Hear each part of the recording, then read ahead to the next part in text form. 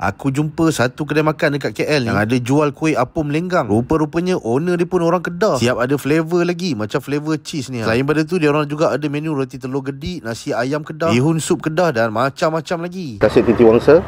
Okey, Adam Corner tu kat sini je.